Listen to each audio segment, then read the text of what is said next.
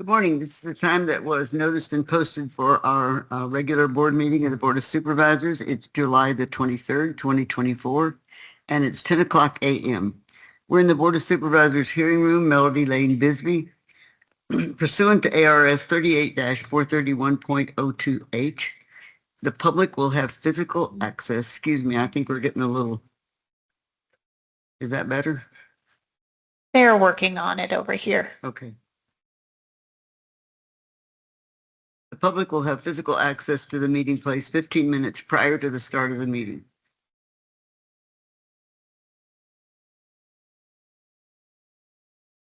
I'm waiting so I don't hear myself twice. It's it's an echo and that's confusing to people. That helps for voting though. All right. Any item on this agenda is open for discussion and possible action. And if you would stand and join me in the Pledge of Allegiance. I pledge allegiance to the flag of the United States of America and to the republic for which it stands, one nation under God, indivisible, with liberty and justice for all. Thank you. You may be seated.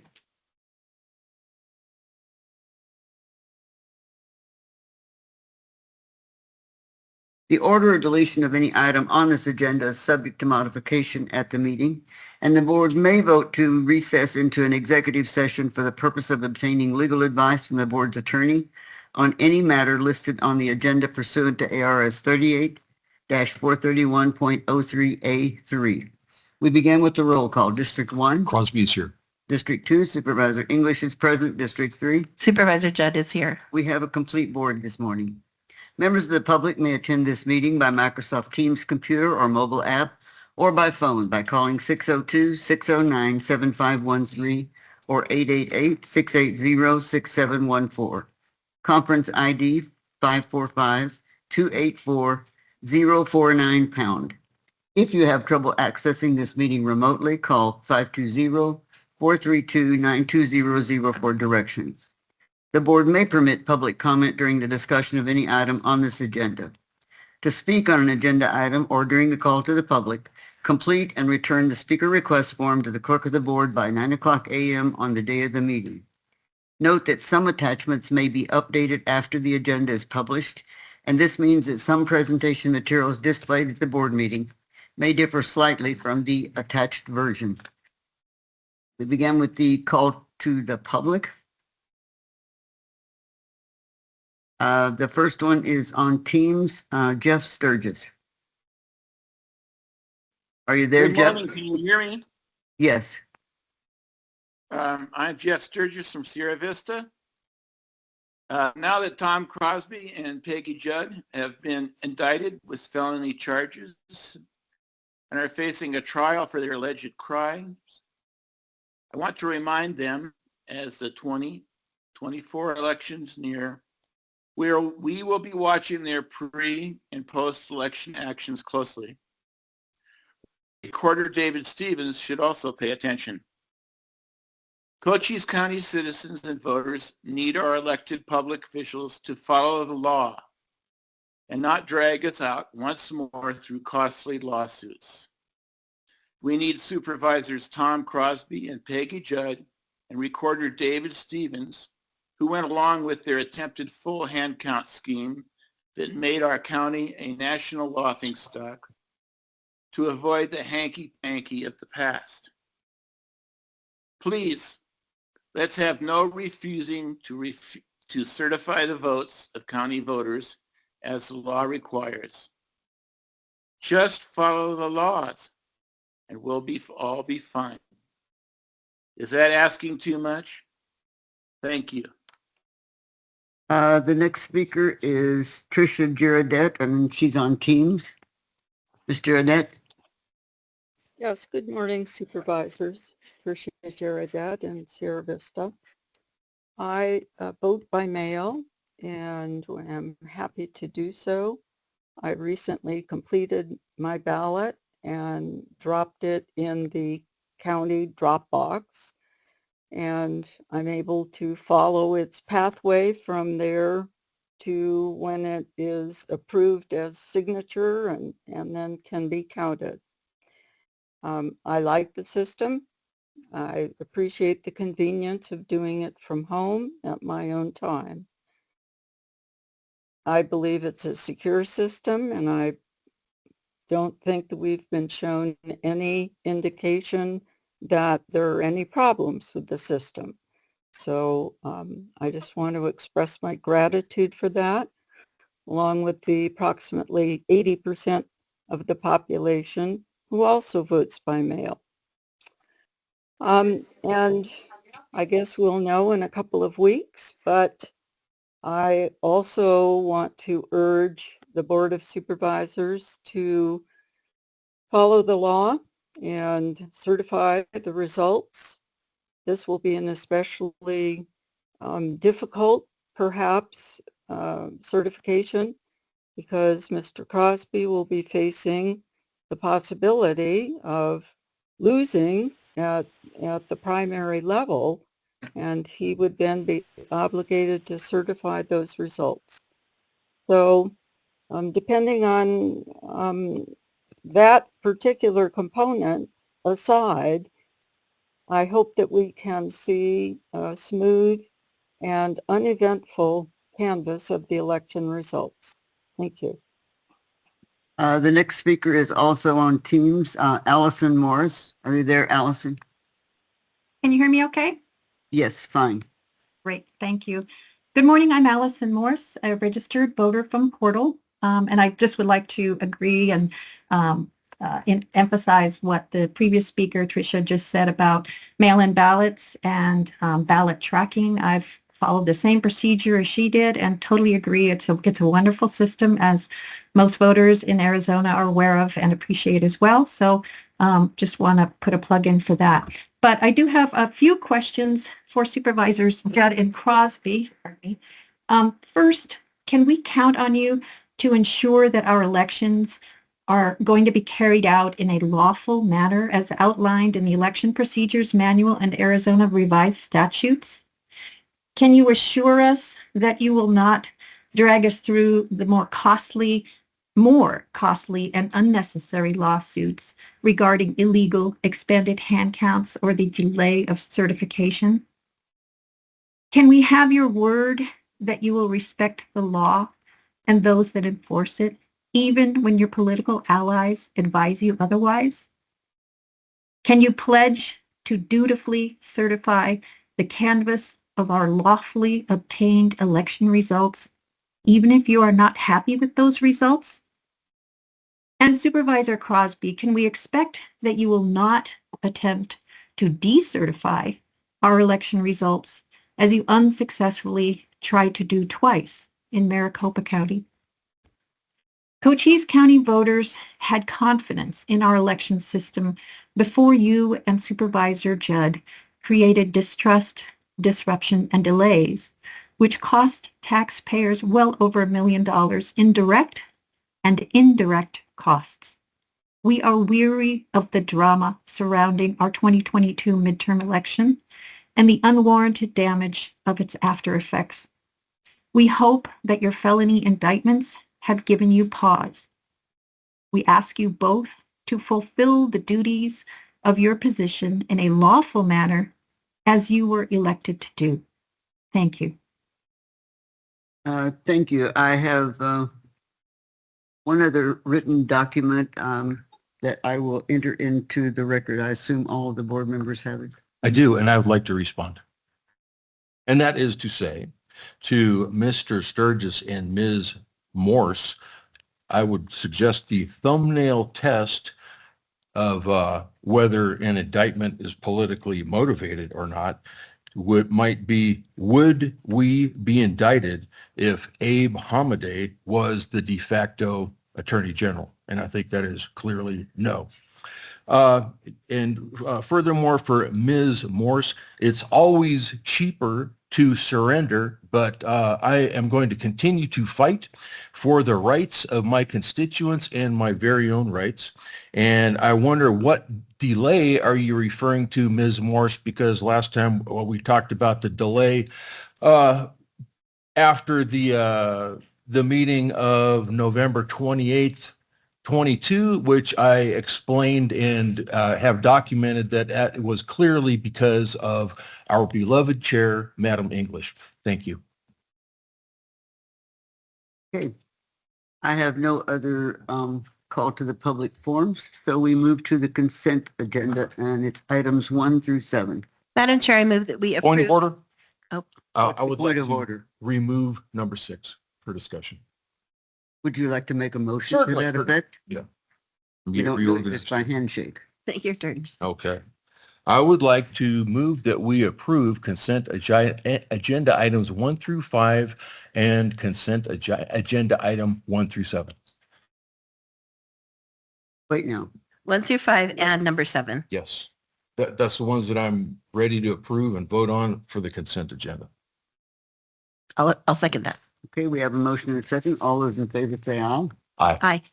Chair votes aye, and it's unanimous and approved. Now we have item number 6. Madam Chair, I move that we approve a 1-year extension to the municipal effluent option agreement with City of Bisbee, which was initially approved in August of 2019. Second.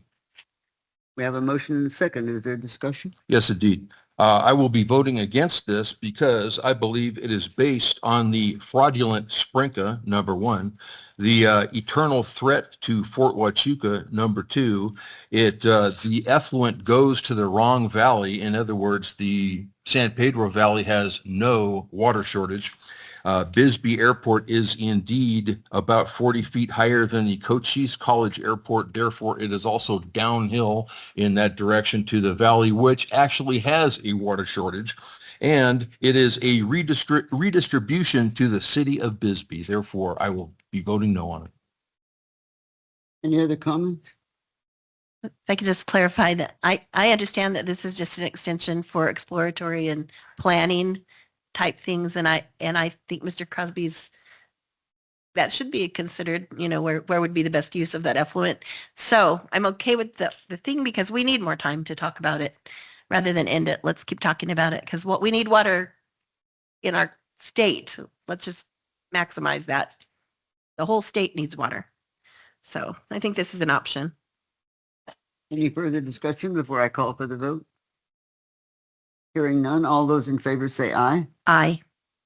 Chair votes aye. All those opposed? Nay. It's 2-1 and it passes. So we move on from the consent agenda items to the public hearings. And the first one, I need a motion on the video service agreement. Number 8, Madam Chair, I move we approve Uniform Video Service License Agreement for Level 3 Communication, LLC, effective July 23rd, 2024 through July 23rd, 2034. I'll second it. Okay, we have a motion on the floor and this was advertised as a public hearing, so I will open the public hearing. I have not had any request prior to this. Mr. Correa, are you on the line? Did you have anything you wanted to mention for the record? Madam Chair, I'm presenting the item today for Mr. Correa. This is just another one of those standard uniform video service license agreements. Nothing special or different that needs to be called out about it, required by statute to do it. Well, we have no one speaking for or against, so I will close the public hearing. We do have a motion. If there's any discussion from the board, I'll accept it. Hearing none, I'll call for the vote. All those in favor say aye. Aye. Aye. Chair votes aye, and it's unanimous and approved. The next one is on a zoning ordinance.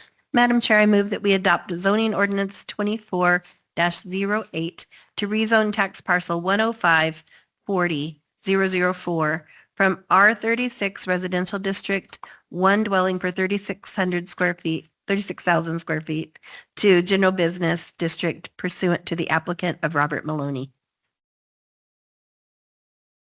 Second. I have a motion and a second, and this has been advertised as a public hearing. So I will open the public hearing on this issue. I have not received any prior notices of anyone who wishes to speak either for or against this issue.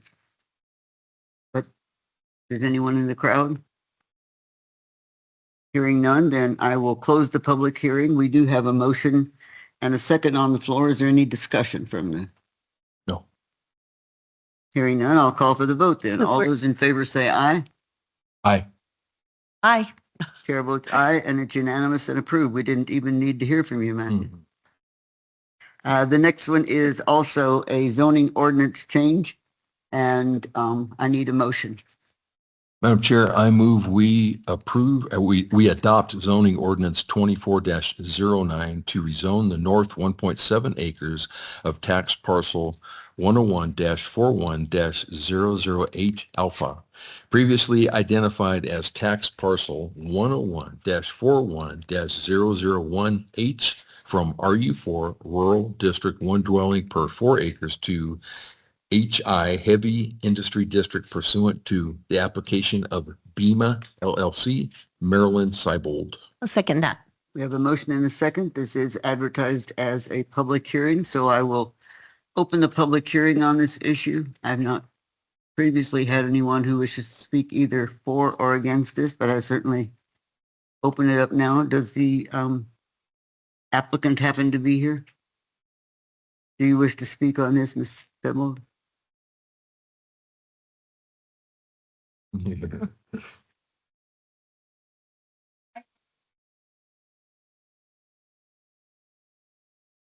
Thank you. I have 9 acres of heavy industrial, and I've been paying taxes about $15,000 a year to the county, Thank you. and I don't mind writing that check. So, but I have also, we bought a little piece of property off of Swan Road just so we could get from PD, so we could get into our property. So, and we have there's a fence. It's not even 4 acres, and you can't do anything. But if I want to, or someone else wants to build close to that fence now, with part of it being RU4 and part of it being heavy industrial, they would have to stay back 100 feet and lose all that property. So it's just in case there's other development. Any questions? No. Mr. Taylor, did you have anything you want to add to this? No, Madam Chair. Any questions or comments from the board? No, thank you for coming. Thank you very much. Okay, it looks as though we read the information, ready to make a decision. If you have any statements you want to make, now is the time. I'll close the public hearing. Okay, we have a motion and a second on the floor. All those in favor say aye. Aye. Aye. Chair votes aye, and it's unanimous and approved. Item number 11. Madam Chair, I move that we adopt zoning ordinance 24-10 to rezone tax parcel 208-47045H from R18 Residential District 1 dwelling per 18,000 square feet to RU4 Rural District 1 dwelling per 4 acres pursuant to the application of Thomas Farnsworth III. Second.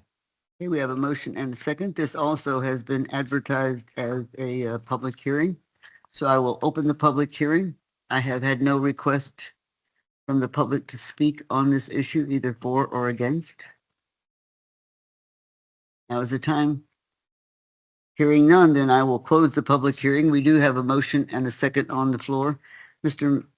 Taylor, do you have anything you want to add to this? No, Madam Chair. This is an application to Dallas. Which is usually what we're looking for. Okay, if there's no other comments, then I will, I've closed the public hearing. We have the motion on the floor. Any last comments before we call for the vote? No. Hearing none, seeing none. All those in favor say aye. Aye. Aye. Chair votes aye, and it's unanimous and approved. Item number 12. Madam Chair, I move we adopt Resolution 24-15 to amend the Cochise County Comprehensive Plan Land Use and Growth Area designations of 36 acres from neighborhood conservation to rural, residential, and Category C, rural community areas to D, rural areas, and adopt zoning ordinance 24-11 to rezone tax parcel 208-44-047M from R18 Residential District 1 dwelling per 18,000 square feet to RU4 Rural District 1 dwelling per 4 acres pursuant to the application of Landon Farnsworth. I'll second it. We have a motion and a second. This item was also listed as a public hearing. So I will open the public hearing. And Mr. Taylor, maybe you could explain to the public why it was necessary to have all these changes in one motion. Yes, Madam Chair, the Western Down Zone to RU4, the comprehensive plan category, was not consistent with that designation, which triggered the comprehensive plan application. And as we stated earlier on the previous example, this is a requested down zone, and in order to facilitate that down zone, we need comprehensive plan designation from neighborhood conservation to rural conservation. Any board members have any questions about how this is done? No, ma'am. Okay, then I didn't get any comments from the public. Asking again. Hearing none, then I'll close the public hearing. Any questions or comments from board members before I call for the vote? My one comment is, thank you for taking care of all these problems at one time, because that makes it better for Mr. Farnsworth and whomever is moving through these properties. Now it's legal for the things that they've been trying to do in the past. We have a motion and a second. All those in favor say aye. Aye. Chair votes aye, and it's unanimous and approved. We move on now to action items number 13. Could I have a motion, please, on Community Enhancement Fund? Madam Chair, I move that we approve Community Enhancement Fund fiscal year 24 expenditures for District 2 and interfund transfer to developmental services to meet the county match for grant award number 693JJ32440373 from the Federal Highways Administration to place electric vehicle charging stations around Cochise County and the amount of $25,000. Second. We have a motion and a second. Since I have asked for this expenditure out of my funds, probably need to explain that there was a grant that required a match from the county of about $7,500,000 in order to put 6 charging stations around Cochise County. I think that they're designated for Bisbee, Sierra Vista, and Wilcox at this time. And so I was asked to commit some of the enhancement funds in order to accomplish this. So I would appreciate it if you would vote and allow me to do this, as Ms. Judd has done in the past. Any questions or comments? Well, I would just comment that if electric cars were really wonderful, then they wouldn't need to be subsidized.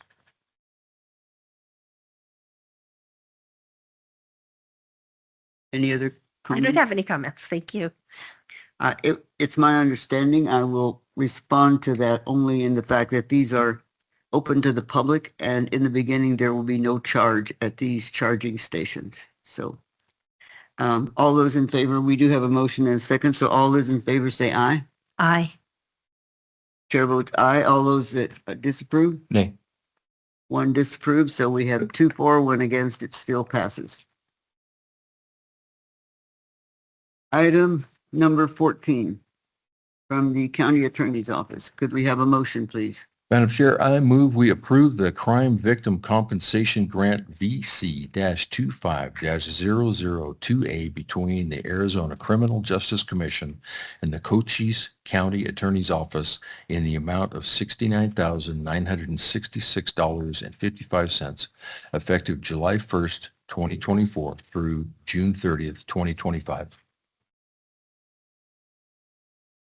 I need A second. I have a second here. I need a second. A second. I Okay. second it. We have a motion and a second. Are you here to tell us from the County Attorney's Office why we should approve this? Well, yes, ma'am, I am. Members of the board, Madam Chair. This grant is designed to help compensate victims of crime who have had some expenses as a result of that crime. So maybe they've had some medical expenses, loss of work as a result of criminal activity. And it isn't automatically awarded to them. It goes before a board that reviews the case, makes sure it's something that the grant will cover and that state law allows it to cover. And then they make a determination. Every 2 weeks they'll they'll review the applications and make a determination which ones will be compensated. Okay, any questions or comments for the county? I'd be real happy to hear your name. Kenny Reeves. Excuse me? Kenny Reeves. I'm the chief of Reeves, staff okay, for the thank you. county attorney. Any questions for Kenny? I don't have any. Thank you. Thank you, Kenny. Have we gotten this much every year? It varies from year to year. It's actually gone down this year. I was thinking it was more in the 70s somewhere. Okay. If there's no questions, then we do have a motion and a second on the floor. All those in favor say aye. Aye. Aye. Chair votes aye, and it's unanimous and approved. I have information that item number 15 needs to be removed and renoticed for 60 days. Apparently, it was an oversight not to move it, not to have it in the public hearings. And so we are removing it and renoticing it for 60 days. Item number 16, the legislature isn't in session, so there's no discussion on state and federal unless you all know something I don't. No? All right. Summary of current events. District 1. Pass. District 2, I'm going to pass. District 3. I'm not going to pass. I need to brag. We have our Little League girls softball in Wilcox. Just Google them. They're amazing. They've won 2 in the region, 2 games in San Bernardino last week, and they'll be playing again 7 o'clock on Wednesday night. And they're shutting those other teams out. Both games were 2-0. In the last game, Maddie McCumber pitched 11 straight strikeouts, and that's not bad for a little girl. So we're pretty proud of our little girls, and I was explaining to the chairman earlier in a capacity in the hall. It's fun when you're from a little tiny town like that because everyone's either related or their kid's best friend, or they go to church together. And this has been a real neat thing for our community. It's the second year in a row we've made it to regionals, or to the southwestern region, but we're doing good, and we would love to have you look in and see how they're doing and follow them along. The second thing I'd like to say is we're right in the middle of early voting and mailing in our ballots, our mail-in ballots, and so many of our county do use mail-in ballots, and I want to clarify that how important that is. I've had discussions all along with our local voting locations, and we were a little overcome last time. There were experiences that shouldn't have happened in those locations, and a lot of that was because people were kind of afraid to use their mail-in ballots. I would like to say that as long as they exist in their law, that whoever gets a mail-in ballot, you chose to do that at one time, and you really should go ahead and vote your ballot and feel good about it. We will take good care of it here. They'll take good care of it everywhere it needs to be. I do encourage you to put it in the drop box, because we've also go to a lot of expense and trouble to put those out to be secure, and they're watched in our county buildings where they are. There's not somebody sitting by the one out here, but it's got a camera on it, and it's also observed. And I feel like that's a good thing to do in this situation, in this election, in every election. If you've got a mail-in ballot, go ahead and use it and feel good about it. Thank you. Okay. Before we go, I need to tell you that our next meeting will be on August the 6th, 2024 at 10 o'clock in the Board of Supervisors hearing room for a special board meeting. And having said that, this meeting is adjourned.